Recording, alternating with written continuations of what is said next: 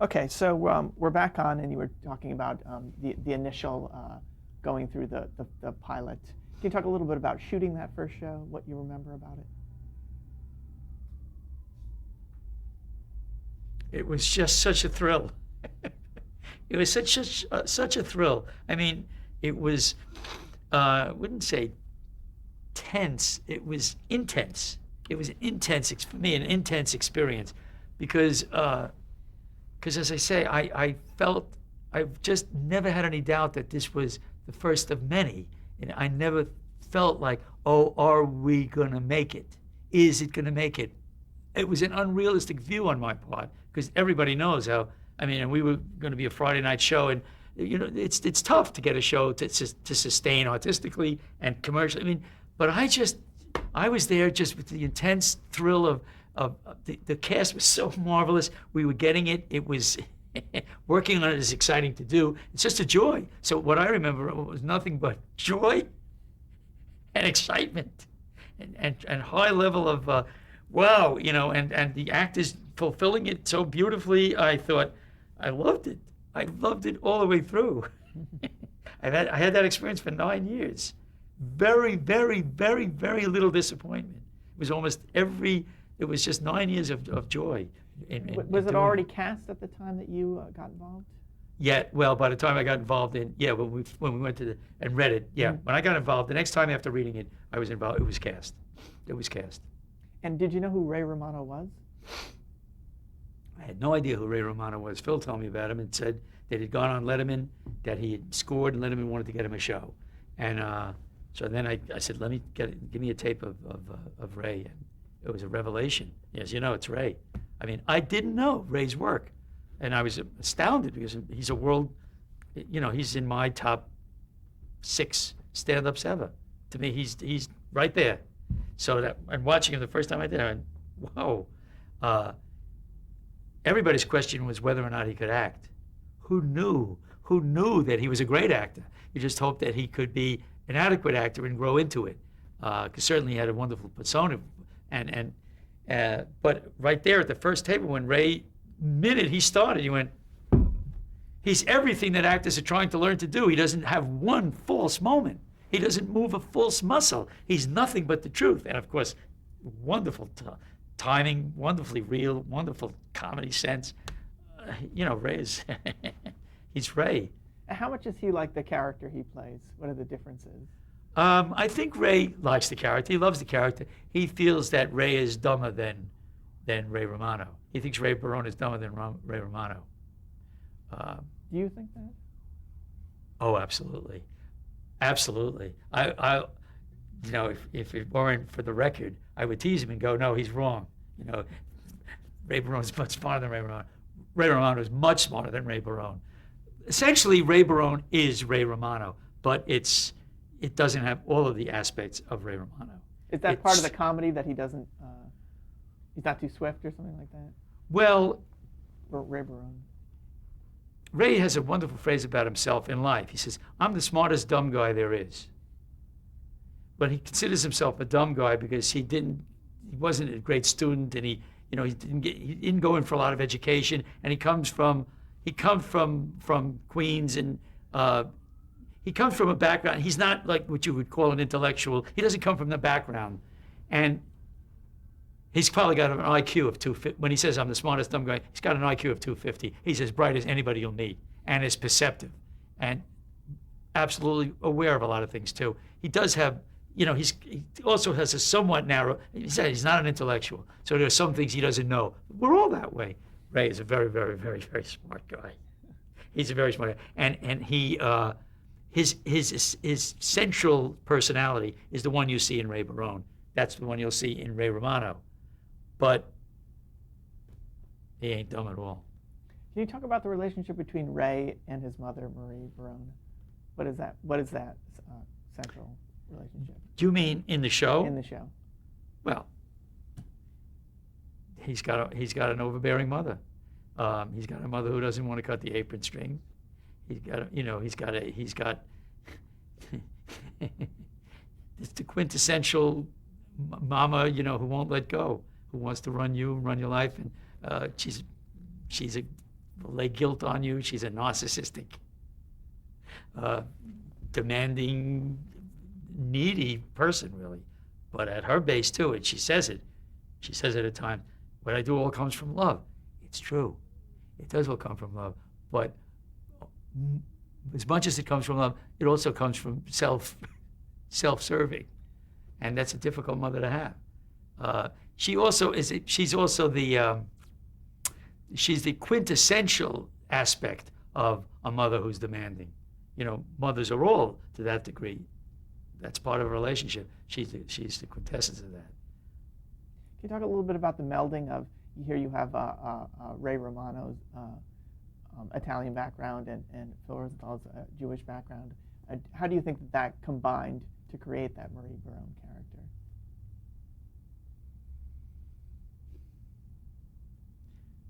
Phil used a lot of aspects of his own mother, Helen, who I know very well over the years. She's wonderful. She's not Marie. She has aspects of Marie has aspects of Helen, but he also used somebody else who was passive aggressive, and combined that, brought that in as a very important aspect into the Marie character, which was a great choice. Finding Doris to play it was also a great choice too. But so he also, there are aspects of Ray's mother, because Phil absorbed a lot about Ray and his family. And so he took aspects of Ray's mom, his mom, and someone not to be mentioned that was in Phil's life, who, was real passive aggressive, angry, does it in a funny way.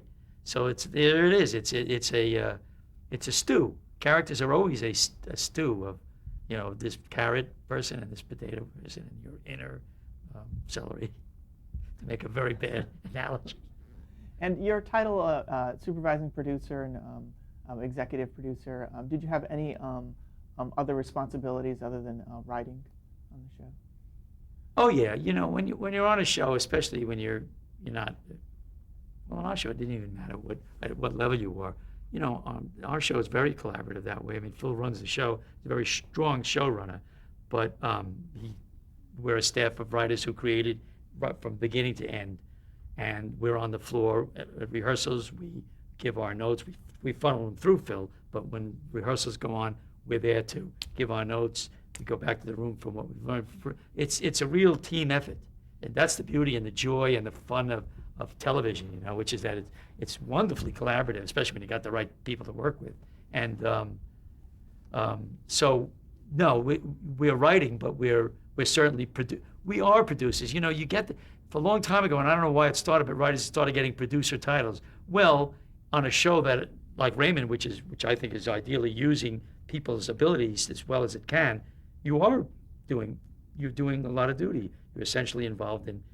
We also go up to the editing room. Phil invite us up at times to the editing room to get some help or to get some opinions and sit and work with him. He's a tremendous editor, but I've been in the editing room a lot of times and been there too.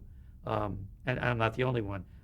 So it's a matter of, so if you actually have a hand in the directing of the show and of the editing of the show and of you're immersed. We're all immersed in it. It's great. It's a shared creative team. Can you talk about the process of bringing one of your scripts or an idea into the writer's room, specifically for Everybody Loves Raymond? Sure. I'll give you an example of like how it's like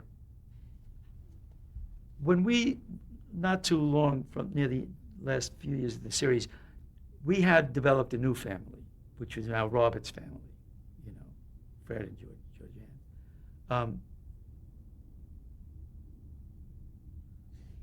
And I thought, wouldn't it be nice to have a story to see them and to see how they are in contrast to the family we have, and see whether or not we could obviously find some kind of an area of conflict as not just the individual clashes, but to see if it couldn't be familial.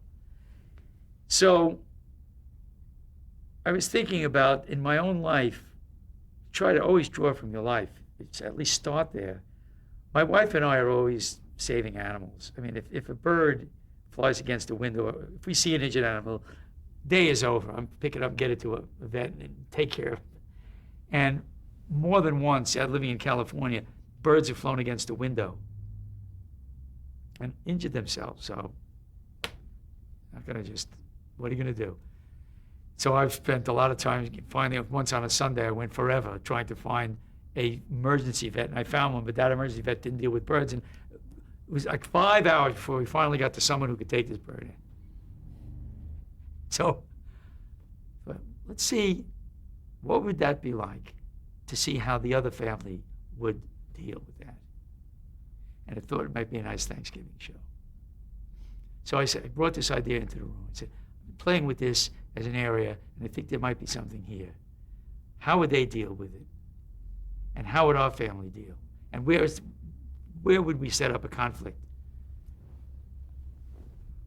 And I said it, and count to three, and Phil said, well, I know what. She won't save the bird. She'll kill the bird. The injured bird. She'll kill it. And it was clear what he meant, which is to do a mercy killing. But that's the last thing you would expect from her. And then when you think about it, no, these are people who live in Pennsylvania, but they're not in a city, they're town. I mean, it was absolutely would be the truth, but it's the surprising truth. And it's the shocking. And so it was that insight that Phil had immediately about that. There's an example of what we do when we come to the room. And it's very often Phil have, and it's all of us will. And okay, there it is. That's going to be that acme moment. That's what it's going to be. So there's an example of how, and then we beat out a story, beginning, middle, and end of that story. So you came up with the story right there in the room? Right there in the room. Like I brought in that area. I brought in what I thought would be the good elements. Phil had an immediate insight about she kills the bird. And then we started right there. That's what we do. We'll start to beat out a story. We'll say, okay, if it's Thanksgiving, what's going to happen and what are we going to look to have happen? And the insight comes that, Peter is going to be the one who's most affronted by this. In fact, let's have Peter be the one who goes outside and picks it up and brings it in. And let's have the surprise that later on, Peter's going to be the one who's affronted by this. Peter, who's our curmudgeon. Peter, who's our hard-hearted, mean, snippy guy, we'd already established something on the show that once before that he took care of the pet rabbit and didn't want to admit it. So he has heart. So we thought, that insight came. All right, let's make it that Peter's going to be the one. That's where the war will begin. So we element by element, you find out, okay, now how's our story going to start? They're coming for the visit.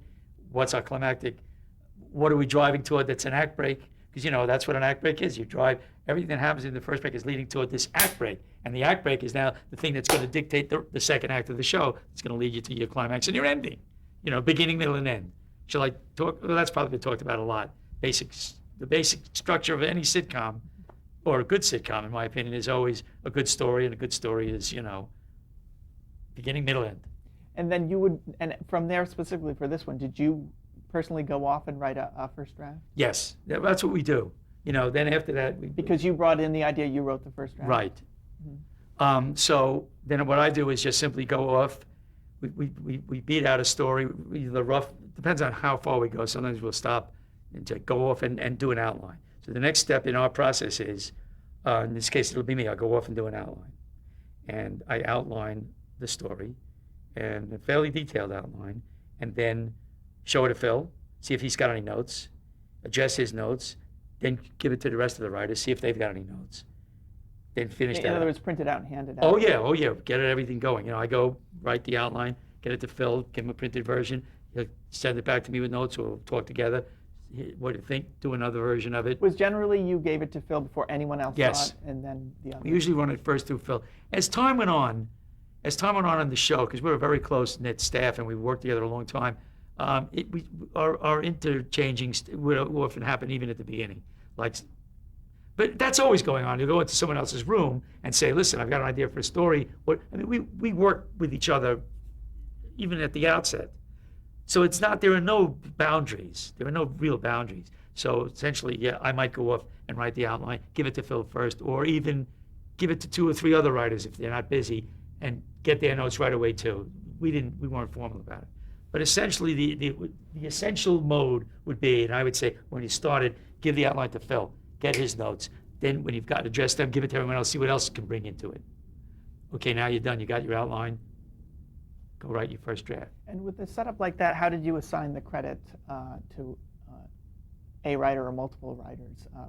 Whoever writes the draft will be written. That will be the credit. If two get together, it'll be written by two writers. If sometimes we're all working on something and we decide, well, it was this person's story, but and they're going to team up with someone, or sometimes we were in a hurry to get a script done, and we decided let's break them up in each. Let's get a story beat out and write an act each. So then it became story by. You work out the credit, who's getting the story by, who's getting the teleplay by. I mean, it's just according to. How much time do you generally have to do, say, the first draft? Well, it depends on the show. On Raymond, we always had a big head start. Phil invented something really good that, as far as I know, he invented it because I've been around a while. I'd never seen a sitcom do this. Forgetting that your first year, you got to get your scripts written. Let's just say you've gotten them done. But at the end of the first season, instead of us going off for 3 months and then coming back in June, we went off for 3 months, but before we did, we all had a story to go and write during the break. During that 3 months, it's not a strain or a sweat. It doesn't mean you're working every day for 3 months. You can write a script in 3 months. So we all did. So when we came back for our second season, we had 8 or 9 first drafts written, which gave us the head start. So when you say how much time does it take to write a script, we were able to not have to write a script in 3 days. Once we had let's say we have our 9 scripts that are already in the works and are now being refined, as soon as one of them is produced, the writer of that is already free to be writing, and he's already pitched it. Everybody's ahead. So generally, I would say most of us would write our first draft in 2 working weeks. We'd usually have a first draft done. There usually wasn't a big hurry to get that first draft to fill, but usually it takes you about 2 weeks to write it. And then, again, the same process. Get your first draft, give it a fill. Get back notes. Write a second draft. Give it to everybody. Get the notes. Bring it to the table. I don't know, has anybody, you've probably had enough people run through the structure of week. the logistics of how you put it on. Mm-hmm. And can you tell me a little bit, just give me some of the names of the people in the room and just the atmosphere of the writer's room on Everybody Loves Raymond? Your perspective. Well, should I go around the room? Let's see. Well, there's Phil I've talked about. Phil's sitting over there. And next to him is sitting Tucker Cawley. He was our kid when we started the show. He's 28 years old, and it was actually the first show that he wrote on. He'd written quite a few scripts and spec scripts, and he had a lot of craft going from, but he was like the rookie. And what a rookie he was, what a terrific writer and guy. They're all, I'm going to say it about them all, we were all very close friends and wonderful guys. And Tucker is in a certain way, a little bit more conservative than some of the other people in the room, a little bit more refined, but he's a comedy writer and he's got a full personality and just kind of an adorable, bright, sparkling guy and writer, and very, very bright. And there's something, God help me for this, but Tucker, you're so adorable. He's just adorable too. He's kind of baby-faced. And terrific story structure writer too. And then sitting next to him is Tom Caltabiano, our only single guy, and who is deservedly single. He's also a great photographer who's taken all the shots. And if you people see the Raymond book, which is well worth looking at, it's more than a picture book, but the pictures are wonderful. And Tom did great photographs. And Tom was a stand-up comic, and he's a 6'4" elf, hilarious guy, and who will he's like a sniper who will shoot you from out of the tree with a zinger. Well, actually, a lot of the people in the room are, but he certainly is. After him came, sitting there is Aaron Shore. Aaron Shore is a zany, very unique comedy mind, a very, very sweet guy, but who knows that there are a lot of conspiracies afoot. But he's not an out-and-out paranoid. He's a very intelligent guy, and he's probably the most educated and aware and socially aware guy in the room. But he also suspects a lot of conspiracy. He also knows that there's not as much as he thinks. So he's not really what you'd call a paranoid, but he has a large streak of paranoia without being a paranoid personality. And a very intelligent guy, very funny. They're all great writers. And then there's Lou Schneider, and he's the class clown.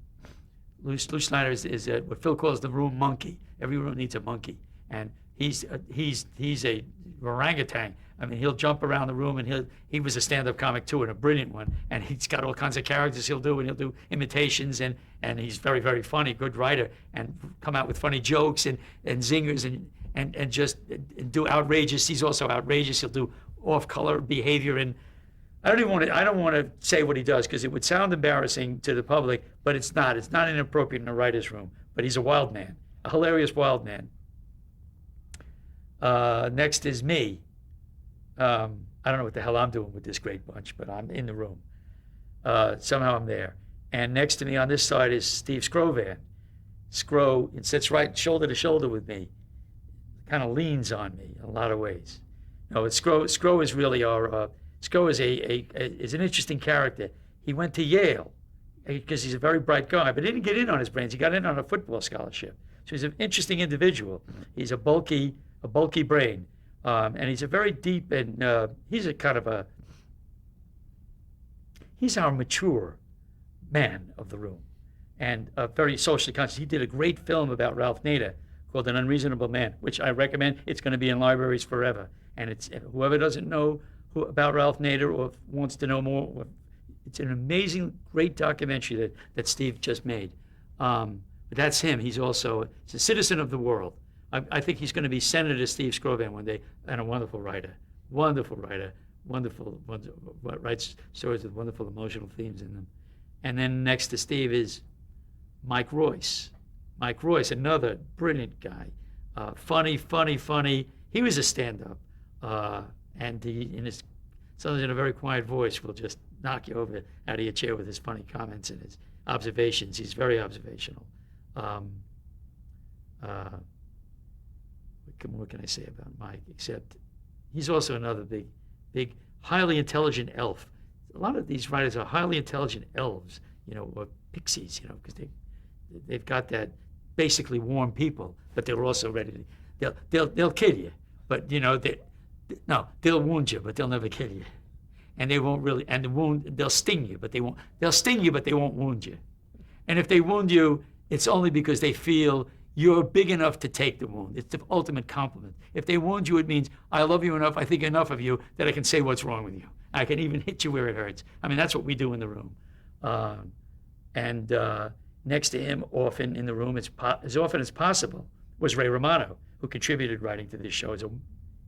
I think all of the writers in the room will agree with me. He's as good a writer as it gets. Wonderful writer. And he's Ray. Hilarious guy. He's a hilarious stand-up. He's a hilarious guy to be around in the room. And I want to say this. I don't know if anybody else has yet talked about it, but there couldn't be a star like Ray. There couldn't be another one like that.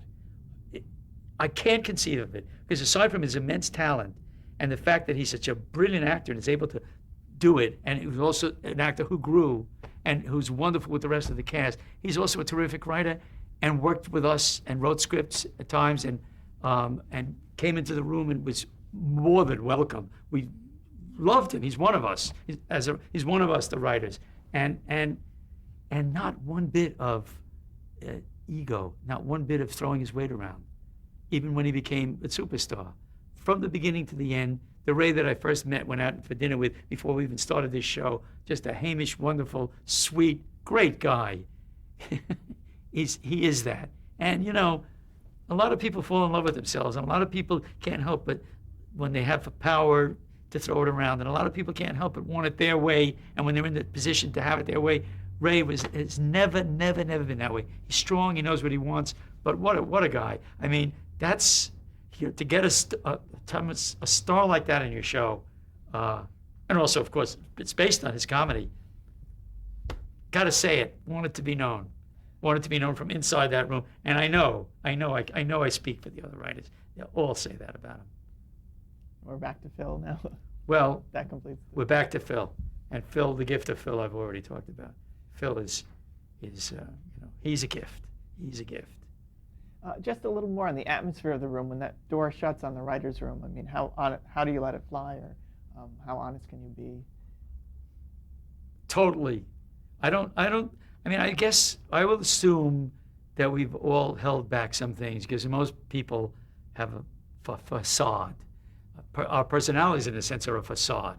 And, and then there are the things that different, who goes into how deep into the rooms of the inner rooms of yourself? How much do we even go ourselves into some of our inner rooms? So we're strangers to ourselves to some degree as people, and I think to some degree we're strangers to each other in the room. And I won't deny that. It's got to be. However, having said that, we're open. We're really open. We let it hang out, and it's important because it's important in terms of, number one, the work. We share ourselves and our lives, and that's the material of what our work's about. And it's a wonderful. It's as you do that, it becomes. Talk about a bonding and friendships developing. We know each other, and we take liberties with each other and fool around. We're like, in a sense, you become old friends. Like, you have a friend from childhood. You know each other well, and you can very few boundaries, not too many boundaries, and you can really mix it up with each other and share with each other. That's what happens in a room like this when you stay together for a number of years. It happened pretty quick in our room. So it all hangs out. It all hangs out. People are into each other's business because they care, because they've been told, because it's being shared with, because it's comedy material. And believe me, you take a beating. When you want to talk about your life in that room and you expose yourself at all, you will, as soon as you expose any raw flesh, spears will fly into it, and then we'll get serious about crafting that stuff into the work. It was that unusual lawsuit regarding the Friends show. Oh. Can you see? That's like saying scalpels are eliminated from the surgical room. We're outlawing scalpels. Now go ahead with surgery. I mean, it's the most insane. It was the most insane thing. I mean, it had to lose. Fortunately, it did, but I don't see how it couldn't because, I mean, essentially that's like saying you're not allowed to say things in your living room of your house. We're going to peek into families' living rooms, and you can't say that. And if you do, we can sue you. Well, wait a minute. No, this is where you're living your life. This is your private business. Well, when you're in a writer's room and you're creating, you need to be able to do anything, say anything, which means that, like, when I was writing an anti-Semitic character that I was doing, that I wrote a racial truth sketch for Fernwood Tonight, I'm sitting there with Tom, and I'm talking as a racist, and I'm saying all these racist things, and I'm inside that character, and I'm saying them. And somebody's going to say, well, I don't like that. Well, no, I don't like it either, but this is art. But by the way, if in talking to him in that room, I actually say a racist thing because I have to have that belief, I should feel free to expose myself there too, as long as I don't, sexual harassment. That's not allowed. But it's not sexual harassment if you're open about sexuality in a writer's room, and if you make jokes about it, if you make even the most taboo thing, rape jokes. Rape is not a funny issue. None of the writers that I know think it's a funny thing. It's a tragic thing. However, comedy is tragedy plus time. That's comedy. Deal with tragedy. You have to talk about it. You have to be willing to joke about it. You have to be able to break boundaries.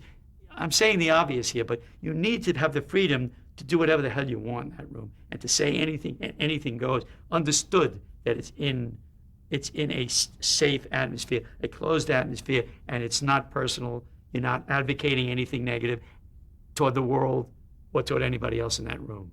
You're simply exploring you're creating. And to try to say, to bring a lawsuit, it's ridiculous. Even if supposedly the writers had insulted cast members and said awful things about cast members. First of all, even if they did in seriousness, they should be allowed to do that too. If you're bitching, if the troops are bitching, that's okay. That's all right. That's nobody's business. It's like a living room. But that wasn't what that was about. If writers are doing it, writers hang out and get funny together. You have to get funny together. You got to put on your funny hats. And when we come into a room at Raymond, or in any show that I've done where it's a healthy atmosphere, you come in and you're fooling around. Come in to get funny. and to screw around. Okay, I'm gonna have to stop you right there at the end.